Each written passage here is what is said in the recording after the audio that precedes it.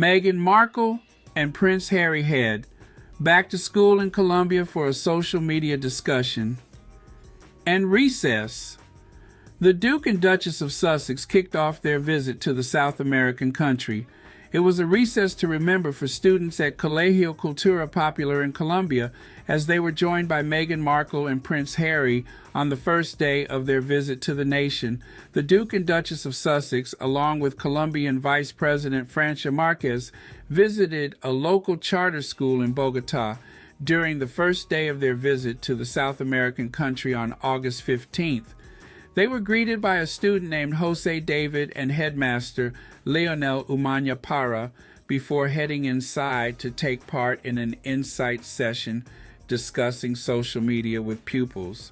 During the event, students shared personal stories about how social media impacts them both positively and negatively, discussing their favorite and least favorite parts of the digital world. Meghan praised the group as impressive, smart, and savvy, while promoting the importance of them being self-reliant and not tech-reliant. Prince Harry asked the students how they talked about managing social media and digital literacy at home with their families. After the insight session, Prince Harry and Meghan stepped outside for recess, where they met excited students and teachers and posed for some photos. They wore their outfits from earlier in the day. Meghan, wearing her hair in a slick-back updo, sported a sleeveless Veronica Beard suit in navy and black Manolo Blahnik heels. Prince Harry coordinated with his wife in a suit paired with a blue Brioni dress shirt. The Duke and Duchess of Sussex have highlighted the effects of harmful online content through their nonprofit organization, the Archwell Foundation. They recently appeared on CBS Sunday Morning to discuss a new initiative called the Parents Network, which supports parents whose children have been impacted by traumas related to social media use. The topic is a main focus of their visit to Colombia, which comes ahead of the First World Ministerial Conference on the Elimination of Violence Against Children taking place in the nation this November. Prince Harry and Meghan kicked off their visit to Colombia with an official greeting from Vice President Marquez, who announced their visit earlier this month, and her husband, Rafael Yerny Pinillo. At the Vice President's residence, the couples chatted over coffee, tea, and traditional pan de bono, Colombian cheese bread, before exchanging welcome gifts. Marquez said during a press conference earlier in the day that she first encountered the Duke and Duchess of Sussex through the media, and I particularly watched the Netflix series about their lives and their story, which deeply moved me. The vice president continued, "It motivated me to say, this is a woman who deserves to visit our country and share her story, and undoubtedly her visit will strengthen so many women around the world." Prince Harry and Meghan will stay in Bogotá on August 16th, meeting students to highlight emotional well-being and education, attending a luncheon hosted by Marquez, and meeting some of Colombia's Invictus Games competitors. Colombia became the first South American country to participate in Prince Harry's International Adaptive Sports Tournament for wounded, injured, and sick service personnel and veterans in Germany last year. The Duke and Duchess of Sussex are scheduled to visit Cartagena and Cali during the trip. The visit marks Prince Harry and Meghan's first joint visit to Colombia, where the Duchess of Sussex may get to use her language skills. She learned Spanish while interning at the U.S. Embassy in Buenos Aires, Argentina, and previously used the ability during a 2020 charity visit in Los Angeles. She spoke Spanish perfectly with one young woman, Father Greg Boyle of Homeboy Industries, a group that supports people moving on after incarceration or gang involvement, told People at the time. She just went right into Spanish, which was a revelation, and it was very good. Prince Harry recently told People during the couple's visit to Nigeria in May that they were looking forward to more travel opportunities to further their initiatives.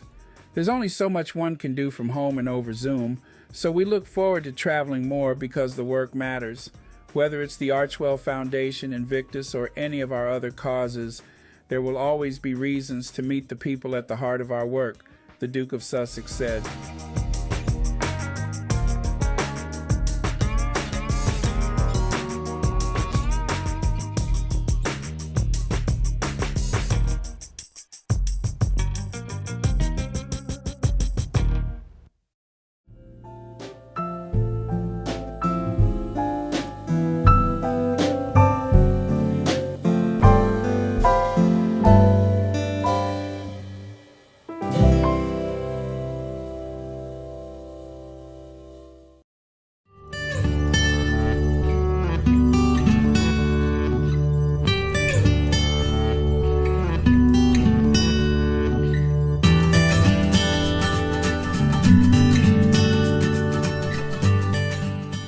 When the Duke and Duchess of Sussex invite you to join them for a conversation, you don't say no. But I went to the Archwell Parent Summit, Mental Wellness in the Digital Age, with some trepidation. With the brutal attacks in Israel echoing in my head, I worried that somehow the state of youth mental health was somehow less relevant. I couldn't have been more wrong. I was actually invited through an Archwell advisor who knew of my work fighting hate-for-profit media responsible for teen self-harm.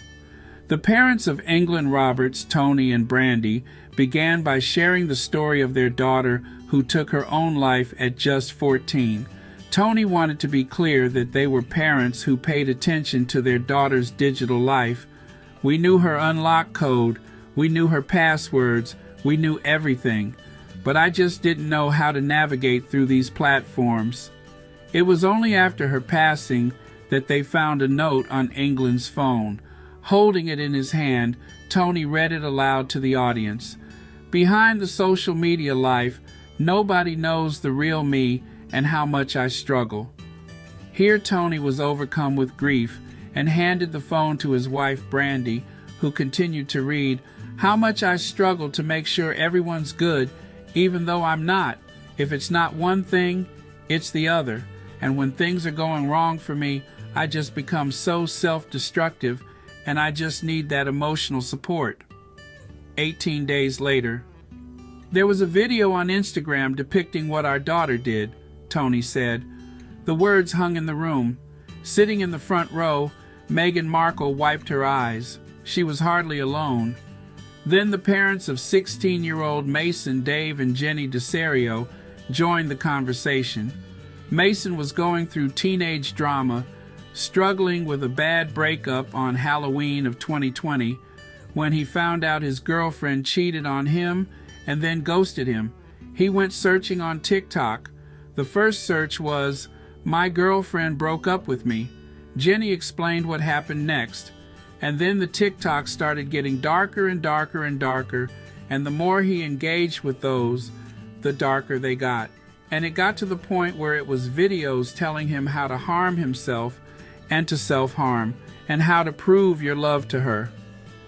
These TikToks were normalizing self-harm, she added. They were encouraging self-harm. They were even romanticizing self-harm. The Archwell Foundation, Markle and Prince Harry's charitable foundation, has taken on a clear mission: to engage and empower parents to fight for their children. The burden can't solely be on the parents, and for these parents who have experienced this extreme grief to experience extreme guilt, it's not their fault, said Markle when she and her husband joined Surgeon General Vivek Murthy on stage. I have 1,000 questions. I want to get to our friends that are here, dedicated people that have been working behind the scenes to find some solutions. They are 3 people that are using their platforms to create community with families across the country and across the world. They're also parents of children living in a digital age. We're very, very honored and thrilled that they're here. So please welcome to the stage, if you wouldn't mind, Prince Harry and Meghan, the Duke and Duchess of Sussex, the United States Surgeon General. Welcome to that point.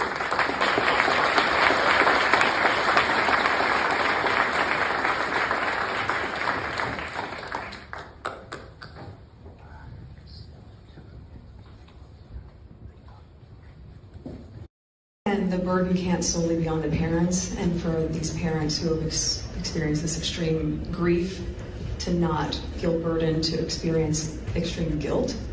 It's not their fault. And many of the platforms that we've had conversations quietly behind the scenes with these tech executives, and they do feel that they have created, and they have, many of them created, parental controls and certain guardrails, much of which many parents, if you aren't tech savvy, you can't navigate that comfortably. It feels pretty overwhelming. So there has to be a better solution than that, of course. And I think equally, in every country has different guardrails on things like this. We've had insight sessions. We were just in Germany. We had one with parents there. My husband's done them in the UK, and obviously we've done a collective of families across the States. But as we've also discussed with, the tech space and online harms has been important just prior to working specifically with families. And it's Tristan Harris, who's a friend of ours that we started working with a few years ago, founder of Center for Humane Technology. And Tristan had said, just like when something is invented, let's take the car, for example. When the car was first invented, there wasn't a seatbelt. You could smoke inside of your car. And what happened? People started to get hurt. People started to die. So you started to change the car. You would put in safeguards so that this new piece of something that is part of our evolution is adapting to keep people safe. Right now, even if you're veering off into the lane, maybe you're getting a little sleepy, it'll go beep, beep, beep, bring you right back to where you're safe. And so as we watch the evolution of social media and the internet, what are those same modifications we need to make to ensure that just like that car, we are adapting to the times, because people are getting hurt and people, specifically children, are dying. How do we fix that? And I think it will take all of us on so many different levels, from grassroots level, of course, probably to policy, to be able to keep our families and our children safe. Being with us physically here today, but also being on this journey for the last year, creating this community of shared experience. We know it's not hard. We know it's not easy for you guys to be here, so thank you very much. In answer to your question, Carlson, if I can answer it, I think once we started to realize how many people, how many families, how many parents there were in the US, but also around the world, that have suffered the greatest loss, we've quickly realized that there was no one really in this space bringing them together. And yes, a huge part of this is to be working with Matthew and his team towards sort of the ultimate solution. Dr. Murthy, whose groundbreaking report on the impact of social media on teen mental health has helped galvanize action, was clear that this is a platform problem, not something parents should be facing alone. These platforms are designed by the best designers and product engineers in the world, and we put the entire burden of managing that on parents and kids, he said. And I'll tell you that pitting the best designers in the world against our kids and parents, that is the definition of an unfair fight. Dr. Murthy made his final point, and the mission was clear. Parents shouldn't have to take this entire burden on their own. But I've seen firsthand that when parents use their voices, when they come together to call for a change and to push for a change, there are few voices that have the moral clarity and the strength that they do, and we need them more than ever.